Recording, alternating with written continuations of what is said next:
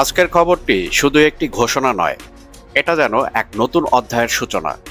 জাতিসংঘের নিরাপত্তা পরিষদের রেজুলেশন 2231, যে চুক্তির মাধ্যমে ইরানের পরমাণু কর্মসূচি বাধা ছিল প্রায় এক দশক ধরে, তার মেয়াদ এখন অফিসিয়ালি শেষ।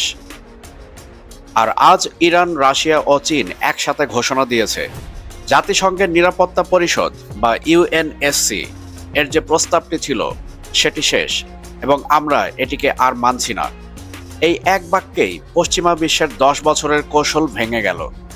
আমেরিকার স্ন্যাকব্যাক স্যাংশন মেকানিজমের যে দরজা দিয়ে ইরানকে চাপ দিত, সেই দরজাটা এখন বন্ধ। ইরানের সঙ্গী হয়ে রাশিয়া এবং চীন একযোগে জাতিসংঘকে চিঠির মাধ্যমে তা ইতিমধ্যেই জানান দিয়েছে। আজকে এক বাক্যে বলা যায় খেলা বদলে গিয়েছে। আজকের ভিডিওতে আমরা আলোচনা করব চীন, রাশিয়া ও ইরানের হুঙ্কার, বিশ্ব অর্থনীতি ও রাজনীতিতে নতুন মোড় এবং সেই সাথে ভবিষ্যৎ পরিকল্পনা ও সংকট নিয়ে। তাই ভিডিও শুরু থেকে শেষ পর্যন্ত আমাদের সাথেই থাকুন। ভিডিওর মূল পর্ব শুরু করার পূর্বে আপনাদের কাছে অনুরোধ থাকবে আপনারা অবশ্যই আমাদের চ্যানেলটি সাবস্ক্রাইব করবেন এবং সেই সাথে সাথে all bell icon notification on করবেন এবং আমাদের ভিডিও লাইক ও শেয়ার করে আমাদের সাথেই থাকবেন। বন্ধুরা, চলুন ফিরে যাই 2015 সালে, যখন বিশ্ব রাজনীতিতে একটি চুক্তি নিয়ে আলোড়ন তৈরি হয়েছিল আর যার ঘানি ইরান বহন করেছে বিগত টানা 10টি বছর। আর এর নাম ছিল জেসিপিওএ, অর্থাৎ joint comprehensive plan of action. JCPOA এর উদ্দেশ্য ছিল ইরান তাদের পরমাণু কর্মসূচি সীমিত রাখবে, এর বিনিময়ে পশ্চিমা দেশগুলো ইরানের উপর চাপিয়ে দেয়া সব নিষেধাজ্ঞা উঠিয়ে নিবে। কিন্তু আমেরিকা 2018 সালে ট্রাম্পের প্রথম দফায় ক্ষমতায় আরোহণের পরই এই চুক্তি থেকে বেরিয়ে যায়। এরপর থেকেই ইরান ধীরে ধীরে ফিরে যেতে থাকে তাদের নিজের পুরনো পথে, অর্থাৎ ইউরেনিয়াম সমৃদ্ধকরণ, মিসাইল টেস্ট এবং রাশিয়া এবং চীনের সাথে ঘনিষ্ঠতা বৃদ্ধি। এখন যখন জাতিসংঘের 2231 রেজুলেশনের মেয়াদ শেষ, তখন ইরান বলছে আমাদের আর কোনো বাধা নেই, আমরা আমাদের কর্মসূচি নিজেদের নিয়মে চালাবো। কারণ 2015 সালের 18ই অক্টোবর আরোপ করা হয়েছিল 10 বছর মেয়াদি এই 2231 রেজুলেশন, যার মেয়াদ 2025 সালের 18ই অক্টোবর শেষ হয়েছে। তাই কোনোভাবেই আইনত E3 অর্থাৎ ইংল্যান্ড, ফ্রান্স এবং জার্মানি অথবা আমেরিকা কেউই ইরানের উপর আর স্ন্যাকব্যাক মেকানিজম বা স্ন্যাকব্যাক নিষেধাজ্ঞা কার্যকর করতে পারবে না।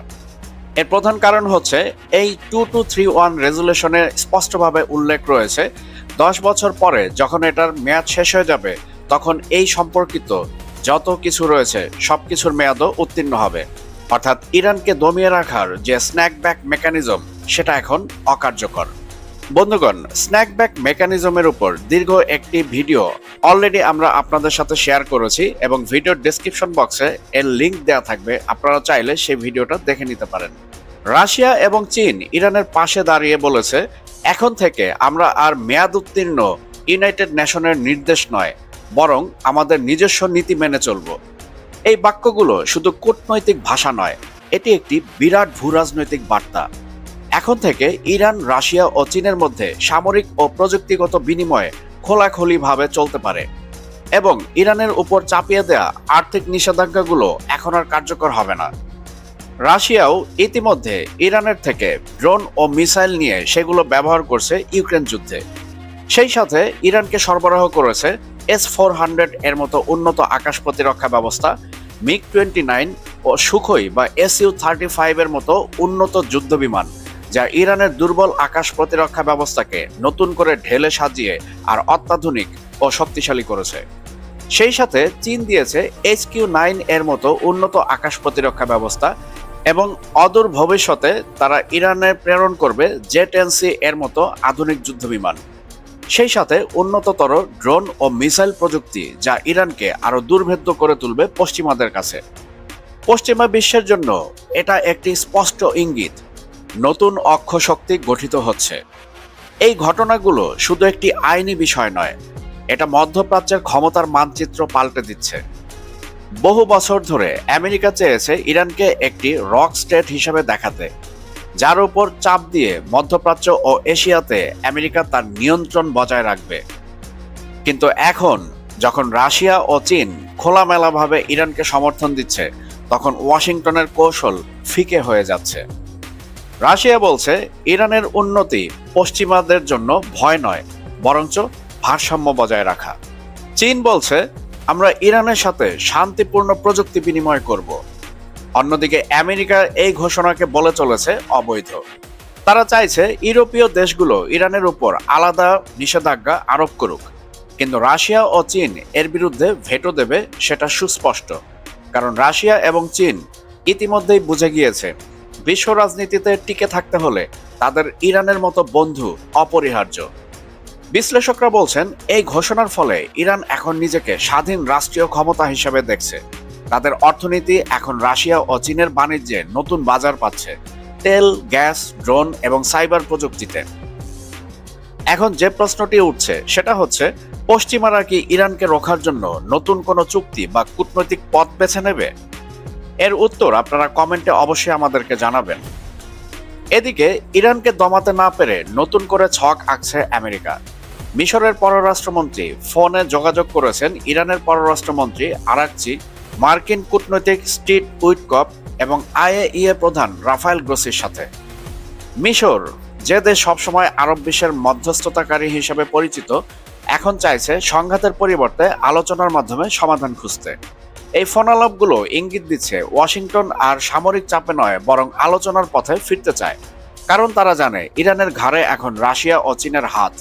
যে দেশকে তারা শিকলে বেঁধে রেখেছিল দীর্ঘ 10 বছর, সেই দেশ এখন আর কোনো বাধা মানবে না। তাই তারা নতুন ছলনার আশ্রয় নিয়েছে যে কিভাবে ইরানের পারমাণবিক কেন্দ্রগুলোতে আইএইএ এর মাধ্যমে আবার গোয়েন্দা তৎপরতা চালানো যায় এবং ভবিষ্যৎ যুদ্ধাক্রমণের পরিকল্পনা করা যায়। কিন্তু আমেরিকা বুঝতে পারেনি যে ইরান আর তার পাতা ফাঁদে পা দিচ্ছে না। বন্ধুরা, এবার আসি সবচেয়ে আশ্চর্যজনক তথ্যে। রিপোর্ট বলছে ইসরায়েলি হামলায় ইরানের যে সমস্ত মিসাইল ঘাঁটিগুলো ধ্বংস হয়েছিল সেগুলো এখন পুনর্গঠনের কাজ করছে ইরান। আর সেই পুনর্গঠনে পেছন থেকে সহায়তা দিচ্ছে চীন। চীনা প্রযুক্তি কনসোর্টিয়ামগুলো এখন ইরানের রকেট ফুয়েল, প্রপেলেন্ট এবং কন্ট্রোল সিস্টেমে সহায়তা দিচ্ছে বলে মিডিয়া রিপোর্ট দাবি করেছে। কেউ কেউ বলছে এটা দ্বৈত ব্যবহারযোগ্য প্রযুক্তি, কেউ বলছে গোপন সামরিক সহযোগিতা। এর মানে কি? ইরানের মিসাইল প্রোগ্রাম আবার চালু হচ্ছে, এবার চীনের টেকনোলজিক্যাল মিশ্রণে। এই সহযোগিতা শুধু একটি দেশের প্রতি সহানুভূতি নয়, এটি একটি কৌশলগত বিনিয়োগ। চীন যে পথে ইরানকে মজবুত করছে তাতে ভবিষ্যতে মধ্যপ্রাচ্যে চীনা প্রভাব দ্রুত বাড়বে। আর এই সব কিছুর পেছনে চীন কি পাচ্ছে? চীন ইরান থেকে নিচ্ছে জ্বালানি তেল। সবকিছু মিলে দেখা যাচ্ছে বিশ্ব এখন দুইটি ভাগে বিভক্ত হয়ে যাচ্ছে। একদিকে আমেরিকা ও তার পশ্চিমা মিত্ররা চাইছে নতুন চুক্তি, নতুন আলোচনা। অন্যদিকে ইরান, রাশিয়া ও চীন বলছে আমরা নিজেদের পথে চলব। এই দ্বন্দ্বের মাঝে মিশর একটি সেতু গড়ছে, কিন্তু সেতুটা কতদূর টিকবে তা কেউই জানে না। এক পাশে রাজনীতি, অন্য পাশে অস্ত্র, আর তার মাঝখানে মানবজাতির ভবিষ্যৎ। বন্ধুরা, আপনারা কি মনে করেন ইরান, রাশিয়া আর চীন মিলে কি পারবে এই বিশ্বকে আমেরিকার তৈরিকৃত অশান্তি থেকে ফিরিয়ে আনতে? আপনার মূল্যবান মতামত কমেন্টের মাধ্যমে অবশ্যই আমাদেরকে জানাবেন। ভিডিও শেষ করার পূর্বে আপনাদের কাছে অনুরোধ থাকবে আপনারা অবশ্যই আমাদের চ্যানেলটি সাবস্ক্রাইব করবেন এবং সেই সাথে সাথে all bell icon notification on করবেন এবং আমাদের ভিডিও লাইক এবং শেয়ার করে আমাদের সাথেই থাকবেন।